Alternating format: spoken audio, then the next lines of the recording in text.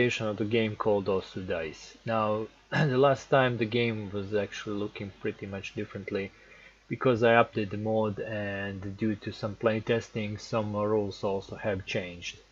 I'm just gonna go quickly through the stuff that makes this game, and what do you have. Then I'm gonna talk about something new things that I've added. So as you can see, the board is a bit different. So now there's a scoring track going all around, and with these pieces players can actually track their score. There are no points because I wanted to have a really clear board without any points, and it's actually quite easy to track. You can see who is in front of each other as you place your little, like these tokens that players use to track the points. Now I already preset the game, and again we have two small chords here and one big shogun chord with the shogun inside this piece in the middle. Now these white dice actually represent the neutral dice that we gonna push outside or replace them. They are like people from the court. And around these small chords, as you can see, the signs are the same, plus and minus, and it has some different rules depending where the dice lands as you push them out. Now the game setup is quite easy. The player's gonna take 16 white dice, they're gonna roll them. They can split them between themselves and then roll them all together, and then simultaneously they're gonna place the dice and fill the spots in the small and the big chords. Now there's a rule how you need to fill these chords actually. Only values from 1 to 4 can go inside these small chords, and then when you fill them you can continue and fill the big chord accordingly.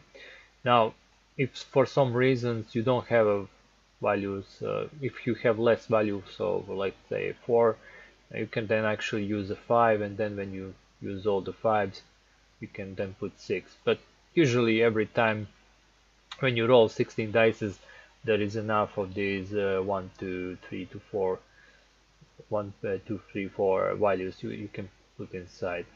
Now after the players set up the board, they're gonna take their color dice. In this case I took the yellow and the red player, and inside these bags there are actually 6 dice, but every player starts with 4. So they're gonna take 4 dice, they're gonna roll them in the same time and then place them on this placeholder.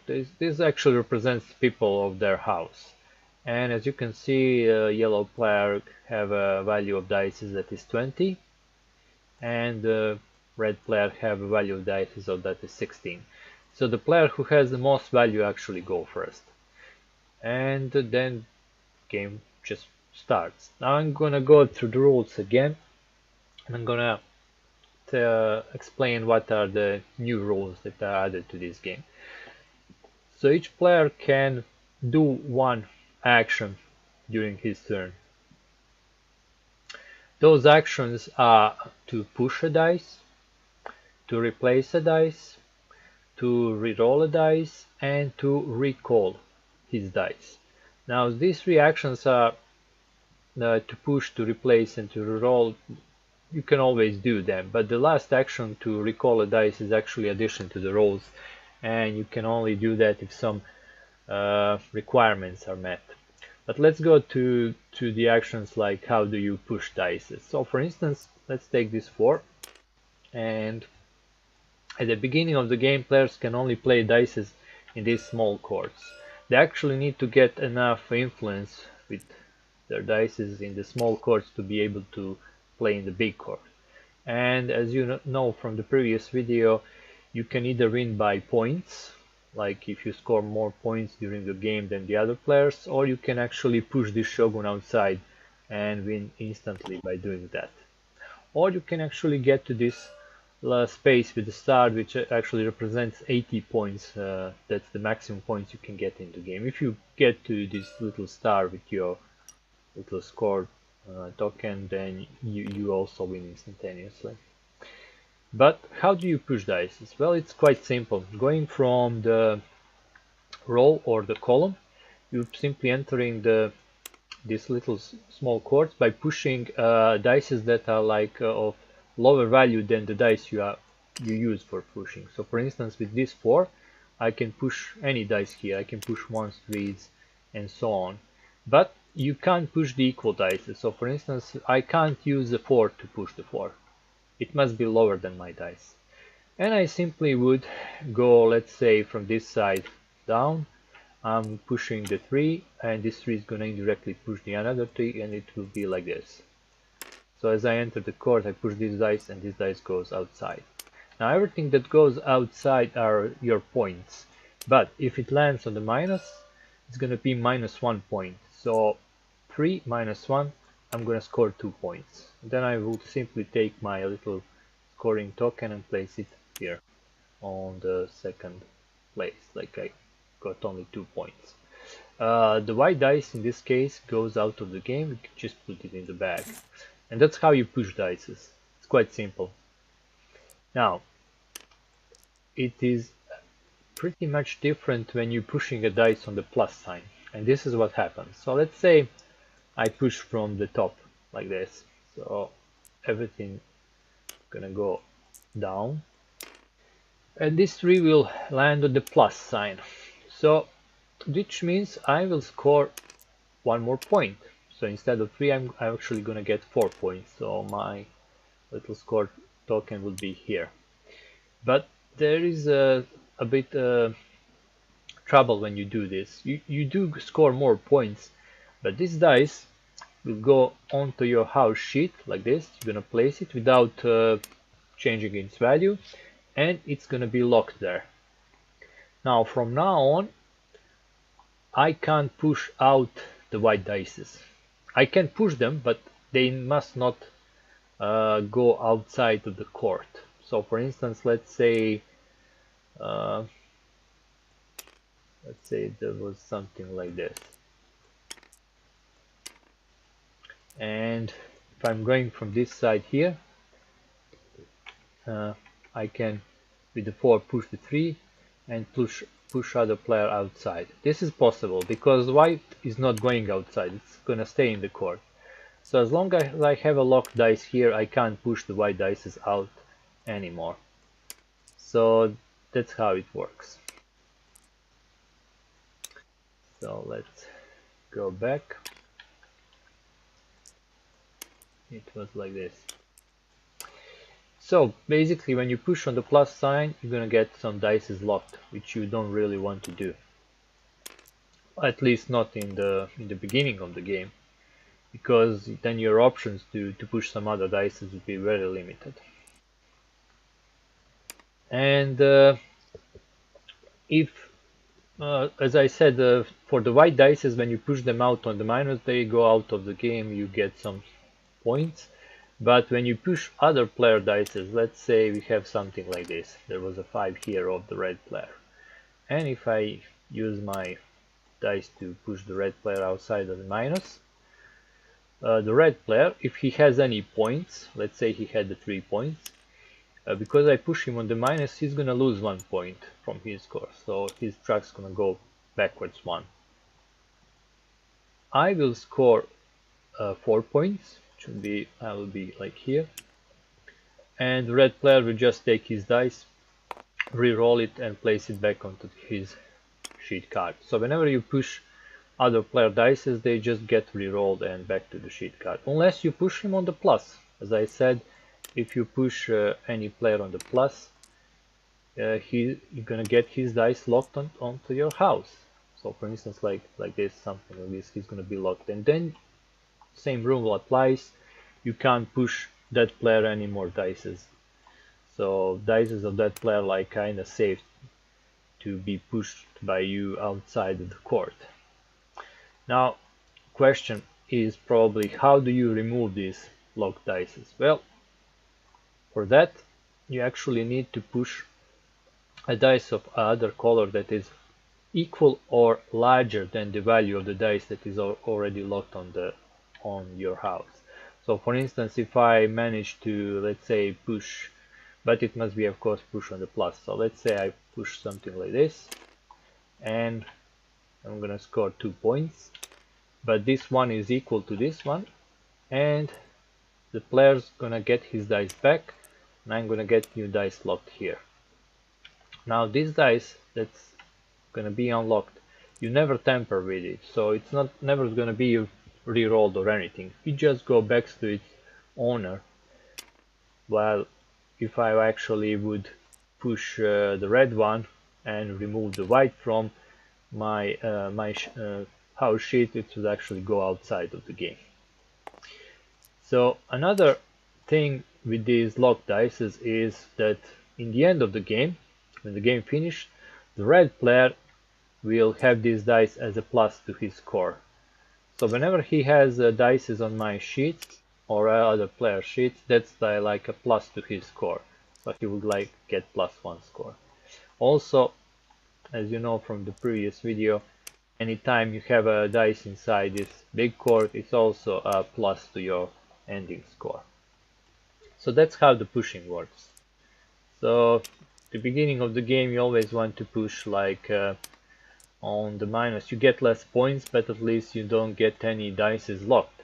As the game progresses, well, you probably want to score so many points and try to get in front of somebody, thinking of course that later you will need to replace the dice or remove it somehow from your house sheet. Now, one more important thing is this last section that I mentioned. It's called recall a die. So let's say the red player has locked one of his dices here, and let's say that's a 6. And maybe he really wants that 6 back for some reason. Either he doesn't have any more dices and he really needs it to do something on the big court or whatever.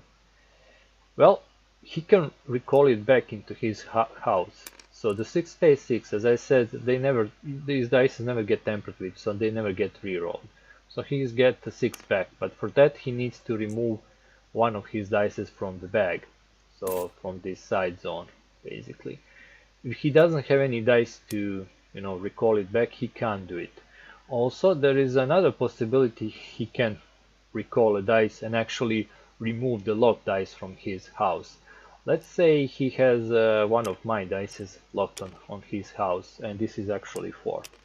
So in case they are equal, they must be equal, he can recall his dice and remove mine in the process, which would be much better for him. But of course, that really depends on the actions the players do during their turns and how they plan some things and how they strategically happen to get in these situations.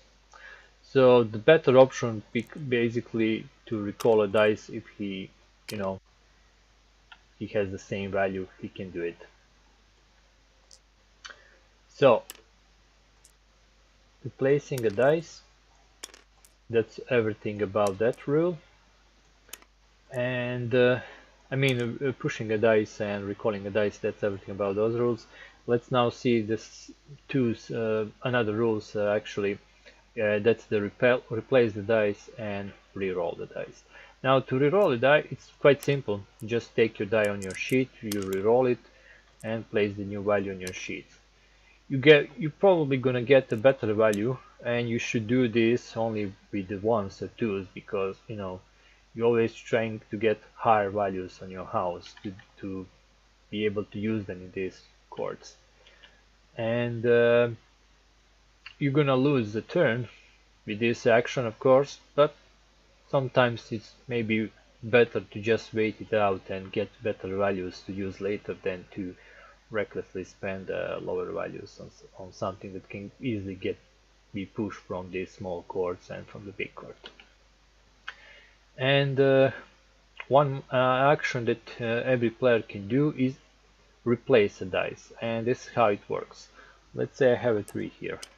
So the yellow player can replace any dice that has the same value as a 3. So I can replace this one, or this one. And it's quite simple. You just place your dice inside this court.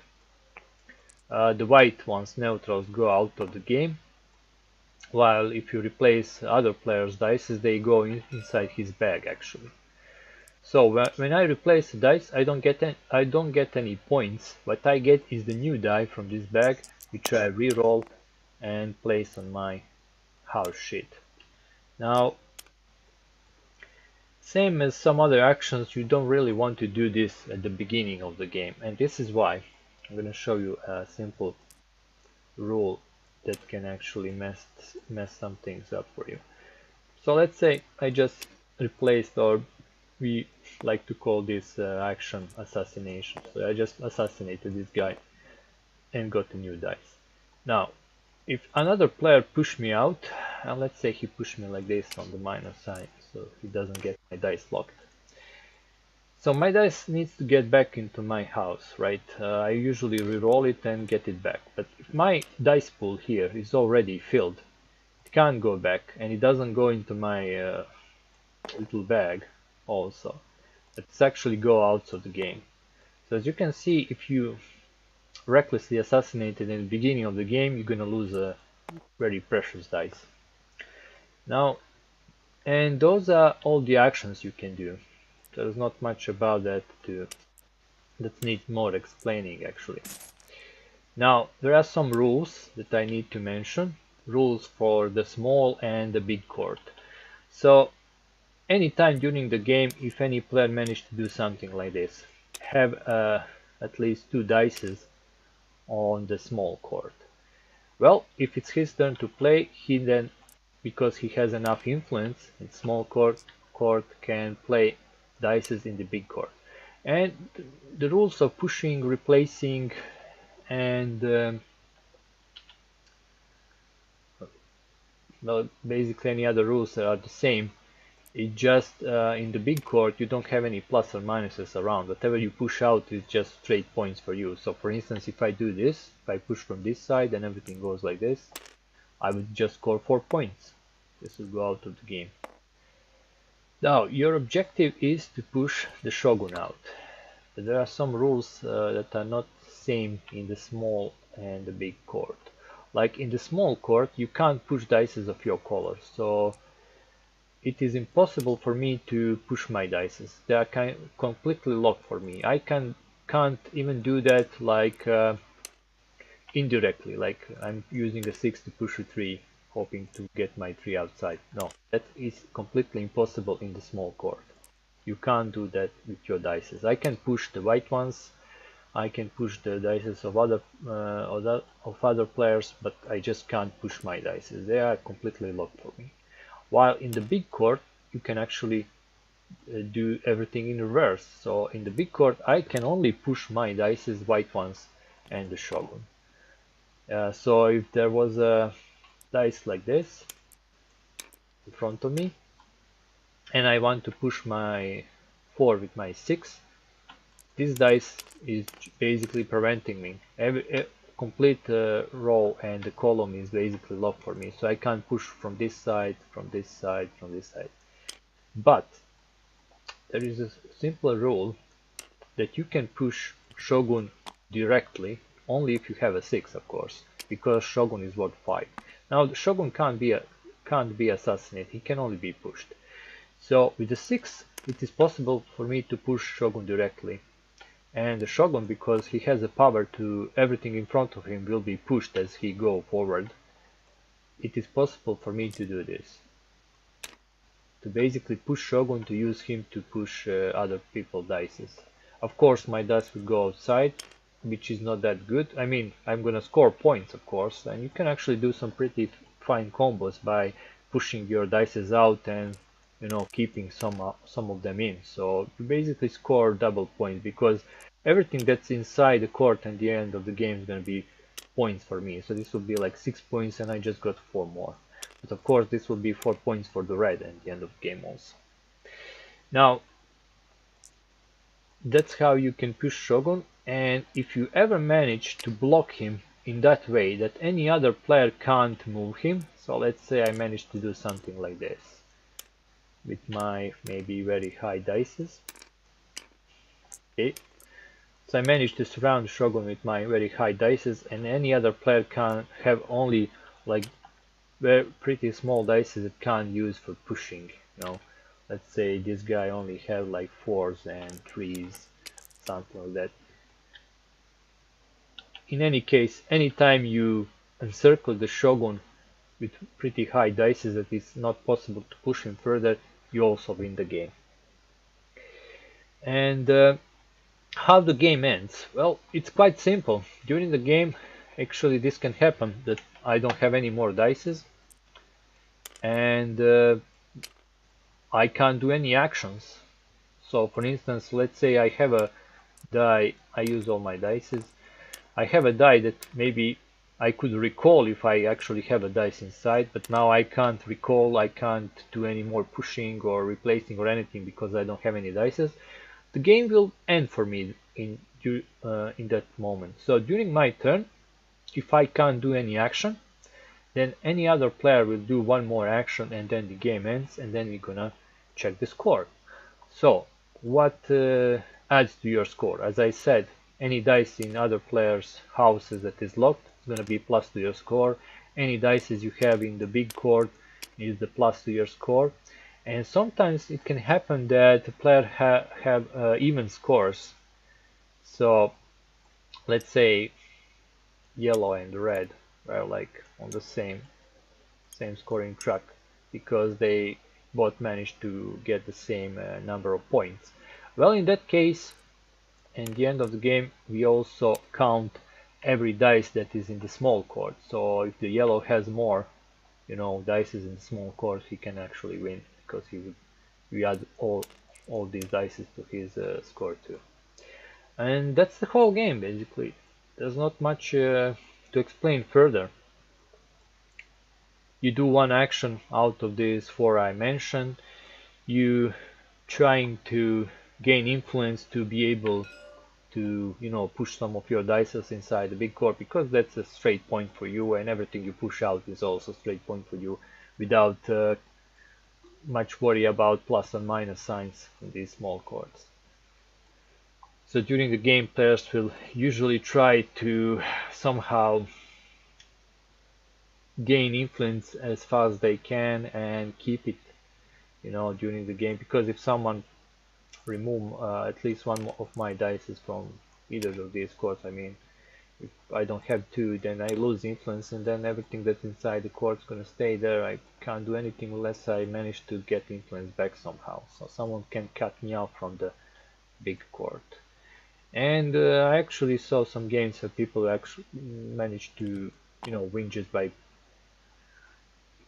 even if they have like a pretty low score, they manage to smartly play and push the shogun outside in the doing maybe a assassination in the correct time or replacing someone dices, because during the game you actually want to assassinate some other players because, you know, you're removing one of his dice while you're getting a new one of yours. You don't get any points, but that's a pretty high advantage when you have more dices than other players, then you can do more than he can.